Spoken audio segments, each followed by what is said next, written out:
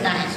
उस राज्य में पूर्व में क्या क्या हमारे उपलब्धियां रही, पूर्व में संगठन ने जो निर्धारित लक्ष्य हमें दिए, उन निर्धारित लक्ष्यों को हमने कहाँ तक प्रतिपूर्ति हमने उसकी की, और अब हम जब अधिवेशन को निपटाने के बाद अपने जनपदों को जाएंगे तो उसकी कार्य प्रणाली क्या होगी, उसकी कार्य योजना क्या होगी, ये हमारे अधिवेशनों से हम निरंतर विगत वर्षों से बताए हुए आ रहे हैं। वार्षिक उपलब्धि, अगर 2022-23 की हम बात करें तो वामसेप संगठन ने एक बहुत बड़ा कार्यक्रम BS4 door to door launch किया है। आप सभी जानते हैं कि वो गया अधिवेशन में जब हमारा अधिवेशन हुआ था, वहां पर वो लॉन्च हुआ था, और उसमें संविधानवाद को जन जन तक पहुंचाने के लिए BS4 डोर टू डोर के कार्यक्रम को लॉन्च करते हुए समाज में प्रचारित प्रसार किया गया था, और वो निरंतर तब से लेकर के आज 2023 में हम उसी विषय पर चर्चा कर रहे हैं। अब आप समझ सकते हैं कि वामसेप भी एक ऐसा संगठन है जिसने समाज में और इस देश में संविधान की चर्चा कराई। इससे पूर्व BS4 डोर टू डोर का जो कार्यक्रम है, उससे पूर्व हम कभी संविधान की बात नहीं सुनते थे, संविधान के बारे में चर्चा नहीं होती थी। लेकिन वामसेप भी एक संगठन है जो समाज में मुद्दा छोड़ता है, जो समाज को एजेंडा देता है, और वामसेप ने ये समाज को एजेंडा दिया है BS4 डोर टू डोर। भारतीय संविधान सम्मान, सुरक्षा, संवर्धन का जो समूहा इस देश के अंदर छोड़ा है, तो उसकी प्रतिक्रिया हमें समाज से दिखती है। दुश्मन भी आज संविधान की चर्चा कर रहा है, दुश्मन भी संविधान के बारे में बात कर रहा है। दुश्मन को हमने बाध्य कर दिया है कि लोकतांत्रिक जो संगठन है, वो लोकतांत्रिक संगठन लोकतांत्रिक पद्धति को समाज में ले जाना चाहता है, और समाज में ले जाने के लिए उन्होंने संविधान को हथियार बनाया है। और आप और हम सभी जानते हैं कि व्यवस्था परिवर्तन का आंदोलन तो बाबा साहब डॉक्टर अम्बेडकर ने 1949 में ही तैयार कर दिया था, और यही कारण है कि आज हम उस संविधान के बदौलत यहाँ पर चर्चा कर रहे हैं। लेकिन पूर्व में भी किसी वक्ता ने कहा कि बाबा साहब जब संविधान पर का दस्तावेज संविधान सभा में रख रहे थे, तो उन्होंने कहा किसी भी देश का संविधान कितना ही कारगर क्यों न हो, और उसको चलाने वाले लोग बेईमान होंगे तो उसका कोई असर नहीं रहेगा। और विगत वर्षों में यही होता चला आ रहा था। लेकिन जो वामसेप संगठन ने BS4 की चर्चा घर घर कराई है, उसका ही प्रतिफल है कि आज दुश्मन बाध्य हो गया है संविधान की चर्चा कराने को। जो संविधानवाद की जो चर्चा विभिन्न कार्यक्रमों के माध्यम से, विभिन्न छोटे मोटे घर घर जाकर के जो संविधान का नारा हम लगा रहे हैं, BS4 सामाजिक लोकतंत्र की ओर। सामाजिक लोकतंत्र तो बाबा साहब ने पहले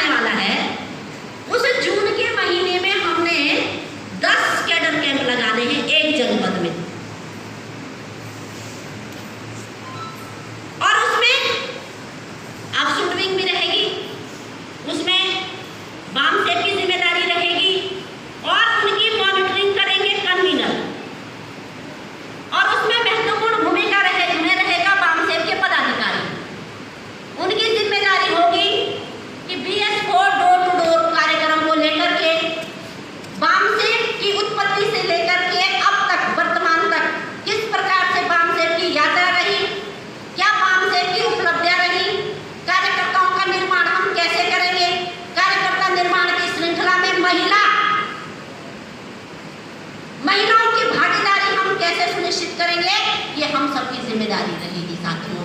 और 29 तारीख से जब हम समाज में जाना शुरू करेंगे तो इन्हीं कलेक्शन के साथ, इन्हीं कूपनों के साथ हम अपना कलेक्शन शुरू कर देंगे। और कलेक्शन जब हम शुरू करेंगे तो उसमें 100 से लेकर के 500, 1000, 5000, 10,000 का कूपन भी रखा है, क्योंकि हमारे समाज में डोनर बहुत सारे लोग हैं।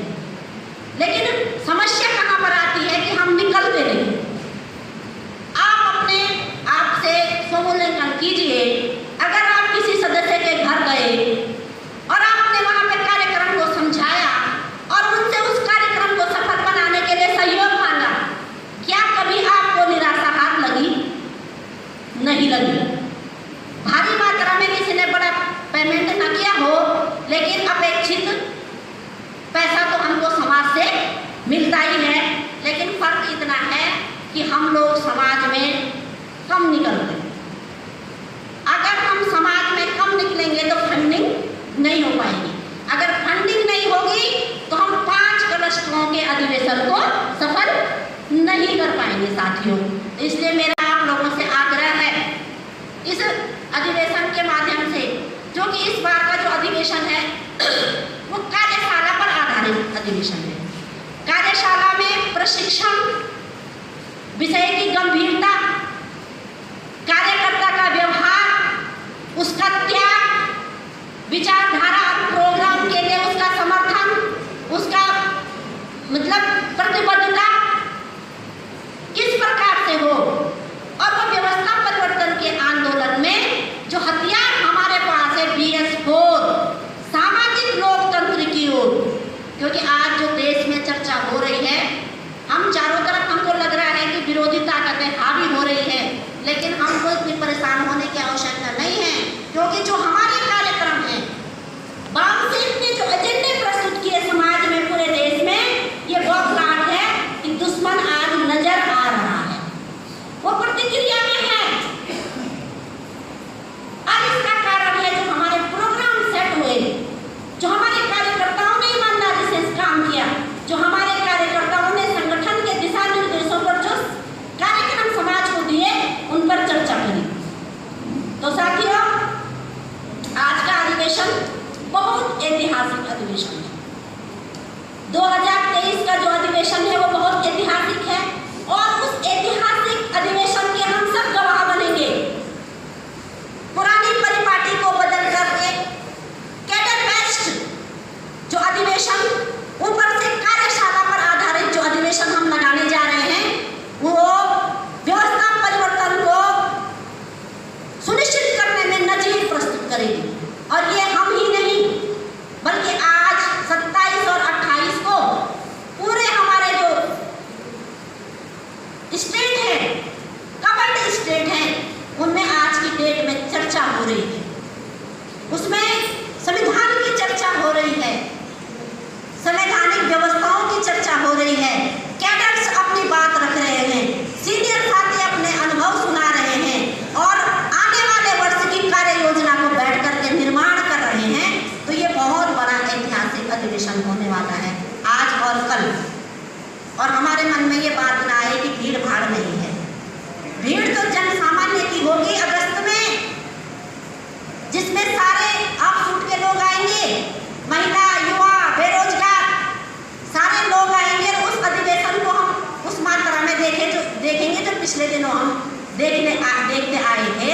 तो इस बार का अधिवेशन बहुत ऐतिहासिक है, और इस इतिहास को बनाने के लिए हमारी प्रतिबद्धता और ईमानदारी, क्योंकि आप लोग कैडर्स हैं, चरित्र निर्माण होना चाहिए। माननीय DK सिंह साहब ने आपके सामने बहुत अच्छी बात रखी।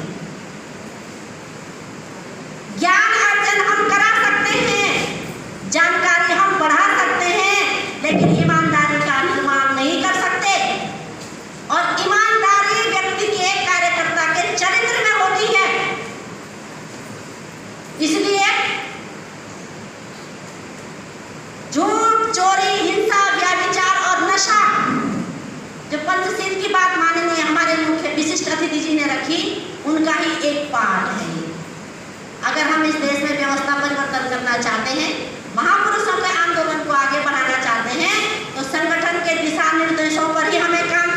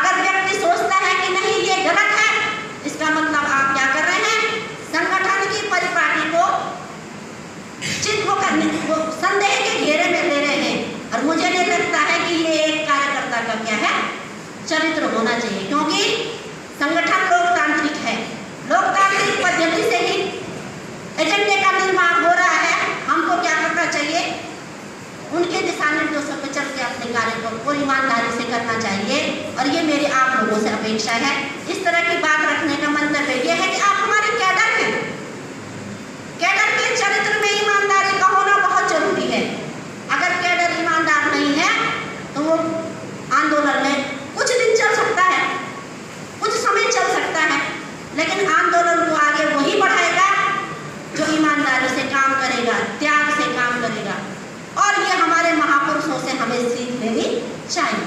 बाबा साहब के त्याग को हमको महसूस करना चाहिए, भोले साहब के त्याग को हमको महसूस करना चाहिए, सावित्री बाई के त्याग को हमको महसूस करना चाहिए, समझना चाहिए, तब हम आगे के रास्ते को आगे बढ़ाने में सफल होंगे साथियों।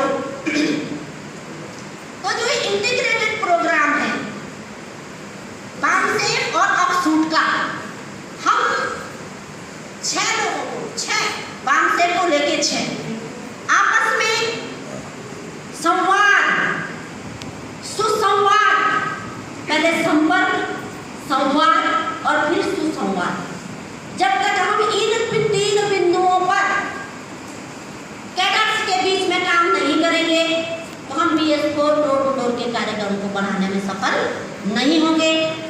खर्च का क्या होगा, क्योंकि लोग ना खर्च से बहुत डरते हैं। मतलब अगर कहीं जाना है तो फिर कहते कैसे जाएंगे, गाड़ी में तेल नहीं है और इतनी दूर है, इतना किराया है, यहाँ से वहाँ है। और मैं व्यवहारिक बात करती हूँ, क्षमा भी चाहूँगी, कोई बुरा ना मानो।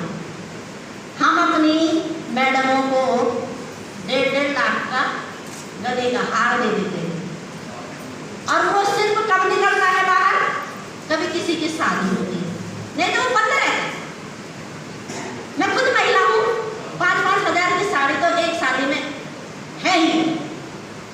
अब लगा दीजिए कितना खर्चा हमारा बढ़ता है। पुरुष वर्ग अन्य संसाधनों में, अन्य अपने शौकों में इतना रुपया खर्च करता है, मैं बताना नहीं चाहूँगी किस किस प्रकार के शौक होते हैं। तब तो उन्हें कोई पीड़ा नहीं होती, लेकिन जब संगठन का काम करना है, हल्द्वानी जाना है, दिल्ली जाना है, नागपुर जाना है, तब अपनी जेबों को टटोलना शुरू करते हैं। मैं तो ये कहती हूँ व्यवहारिक व्यक्तिगत तौर पर उस खर्चे में इस खर्चे को भी ऐड कर लो ना। जो खर्चा हमारा अतिरिक्त है तो दिल्ली का किराया भी ऐड कर लो, उसमें नागपुर का कर लो, टीवी का कर लो, चमोली का कर लो, पौड़ी का कर लो। कहाँ समस्या आने वाली है। ये नैतिक चरित्र का मामला है कि हम आंदोलन संगठन के कार्य को कितनी प्रतिबद्धता से लेते हैं। अन्य मामलों में तो हमें कभी समस्या नहीं लगती कि भाई इतना पैसा हम खर्च करें, लेकिन संगठन के मामले में बात आएगी तो तेल का पैसा, ये तो व्यवहारिक चीजें हैं। तो मैं समझती हूँ उस खर्चे में इस खर्चे को भी ऐड कर लें। और वही बात है कि प्रेरणा लेंगे लोग हमसे। जब कार्यकर्ता समाज में जाएगा तो देखेगा कि अमुक कार्यकर्ता ईमानदार, अमुक कार्यकर्ता निरंतर समाज में काम करता, अमुक कार्यकर्ता निरंतर ये काम करते, तो हम क्या बनेंगे, प्रेरक का काम करेंगे। तो मेरा आप सभी लोगों से आशा ही नहीं बल्कि पूर्ण विश्वास है, जिस प्रकार की श्रृंखला हमने पूरे उत्तराखंड में नहीं पूरे देश में उत्तराखंड को साबित करने के लिए आज तक का जितने भी कार्यक्रम हमको दिए गए, हमारे साथी कार्यकर्ताओं ने बड़ी ईमानदारी से उसको निभाने का प्रयास किया और हम सफल रहे। प्रबोधकों का जो आंकड़ा है, अगर हम देश में देखते हैं तो महाराष्ट्र के बाद जबकि ज़्यादा काम नहीं हुआ, क्योंकि बीच में बहुत सारे समस्याएं रही, तो उत्तराखंड का नाम लेते हैं। अब हम वहाँ पे तो ये नहीं कह पाएंगे ना कि उत्तराखंड में जिस प्रकार का आप नाम ले रहे हैं उस प्रकार का रिजल्ट नहीं है। कहीं ना कहीं कुछ दिख रहा होगा, तभी तो लोग बोल रहे हैं। तभी तो हमारे साथी राष्ट्रीय स्तर पर मूल्यांकन कर रहे हैं। तो उसी साख को बनाए रखने के लिए माह अगस्त में जो अधिवेशन हमारे होंगे, उन अधिवेशनों को बहुत अच्छे से संपादित करने में आप सभी लोग अपनी महत्वपूर्ण भूमिका निभाएंगे और एक अच्छा सा फंड आर्थिक स्थिति को मजबूत करने के लिए राज्य और केंद्र को जुटाने में अपना अमूल्य सहयोग देंगे। और उसका जो निकालने का, समझने का, आगे बढ़ने का जो रस है, इन 2 दिनों में मिलने वाला है। कार्यशाला आधारित जो अधिवेशन लगाया गया है, इसमें चर्चा होगी क्या समाज में BS4 कार्यक्रम को चलाने में चुनौतियां हैं, कहाँ समस्याएं आ रही हैं, कौन से क्षेत्र में हमको